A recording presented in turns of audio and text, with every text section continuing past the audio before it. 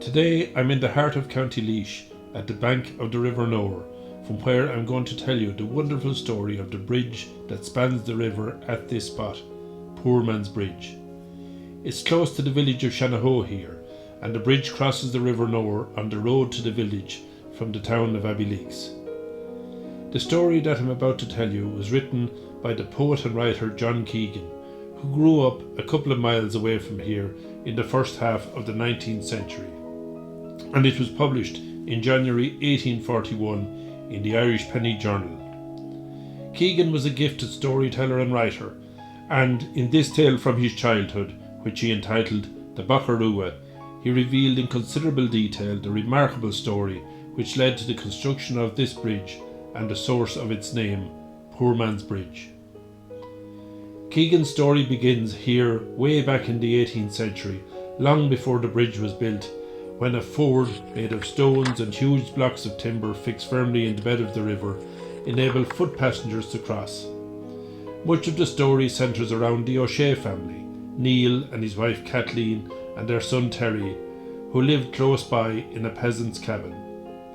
It was to this cabin on a wild, stormy December night that a wandering stranger who became known as the Bakarua, or Red Beggarman, is first introduced after being saved from the river crossing by Neil O'Shea. Having seated the stranger on the hearth in their cabin in front of a fine fire, the O'Sheas saw in front of them a tall, portly figure, stooped as if from extreme suffering more than age, and he had a wooden leg. His clothes were faded and ragged, he was barefooted, and his head was covered with a broad-brimmed leathern hat, under which he wore an enormous red nightcap of coarse woolen cloth. The stranger revealed that he was a native of the north of Ireland, that he had spent several years of his youth at sea, that being wounded in a fray with smugglers on the coast of France and losing his leg, he was discharged from his job and sent adrift on the world without a penny in his pocket, and for the past 20 years he had wandered the country entirely dependent on the charity of the public. Next morning the O'Sheas invited the old sailor to stay a few days, to rest, and they suggested that he could seek alms at the ford from those crossing the river. He was soon sitting on a stone on the western side of the ford, with his old cobbeen in his hand and his head covered with his red nightcap, craving charity from all who passed his way. This continued day after day, and he became well known to the local villagers, who nicknamed him the Bakarua.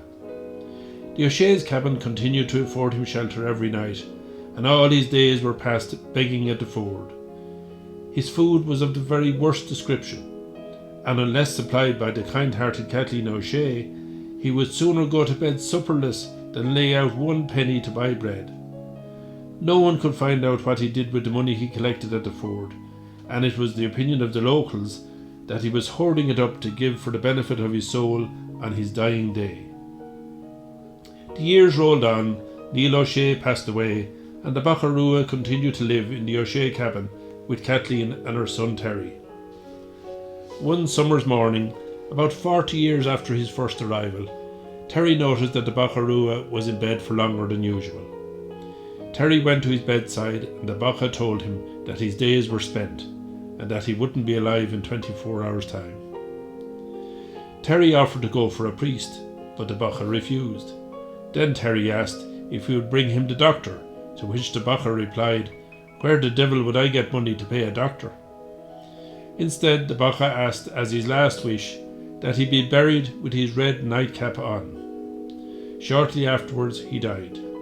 He was washed and stretched and waked with all the honours, rites and ceremonies belonging to a genuine Irish wake, and on the 3rd day following, being the Sabbath, he was followed to the grave by crowds of the village peasantry, who remained in the churchyard at Shannykill until they saw his remains deposited, as they thought forever, in the rank soil. That night Terry O'Shea could not sleep, thinking he was seeing the Bakarua walking the room in front of him and pointing to his red nightcap. His mother Kathleen, who was kept awake by Terry's restlessness, asked him if the strings of the nightcap were unloosed before the Bakarua was nailed up in the coffin. Terry replied that he didn't know. Kathleen advised him to take a neighbour the following day and opened the grave to check if the nightcap was not as it should be, and to set it right, as a corpse can never rest in the grave when there is a knot or a tie upon anything belonging to its grave dress. Next morning, Terry and a neighbour opened the grave, and he examined the corpse. As his mother had suspected, the nightcap was knotted tightly under the dead man's chin. Terry unloosened it, and in doing so he spotted a shining golden guinea peeping out from one corner. Without telling his comrade what he had seen, he closed the coffin, covered the grave, and went home, where he informed his mother of what he had seen, and of his intention to return that night to the grave to search the nightcap further. With his spade on his shoulder, Terry set off alone to the graveyard at midnight.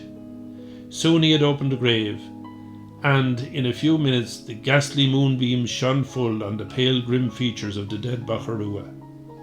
He quickly snatched the red nightcap, closed the coffin, and covered the grave. Terry arrived home to his mother's side, where he ripped open the nightcap, and out fell 300 golden guineas. After retiring to bed, Terry fell asleep, but it wasn't long until he leapt up screaming, "The Boccough, the Boccough." His mother awoke and asked him if the Boccough was coming for his nightcap and money. Terry replied that he had a dream that the Boccough was walking on the water near the ford, and that he had stopped at a certain big stone and was examining under it. Terry's mother predicted that if that spot was searched, more money would be found there. Next morning, Terry proceeded to the ford and found the stone he had seen in his dream.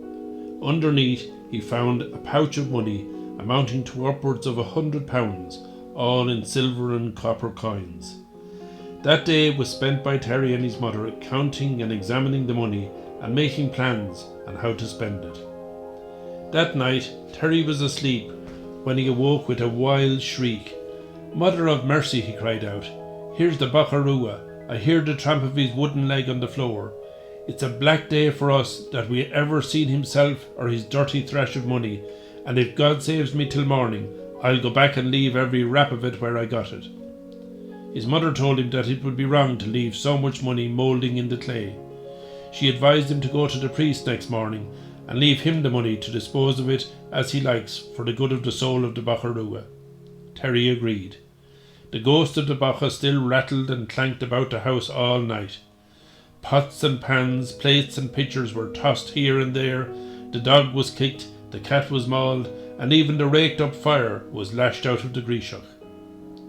Early next morning, Terry set off to the home of the priest about 2 miles away, carrying the money in his mother's apron. Terry gave the priest a full account of his troubles with the ghost of the Bakarua, and he handed over the money. The priest said he would not have anything to do with it, and he told Terry to take it back to where he got it.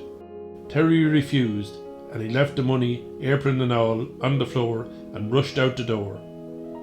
Later that day, the priest sent a servant with a sealed parcel containing the Bocchough's money and a letter to the treasurer of the Queen's County Grand Jury at Maryborough, now Portlaoise. The summer assizes came on a few days later, and the matter was brought before the Grand Jury, who agreed to spend the money in constructing a stone bridge over the ford where it was collected. Within a year, the ford had been replaced by the stone bridge, and from that day to this, it is called the Poor Man's Bridge, a name by which the adjoining townland is also known.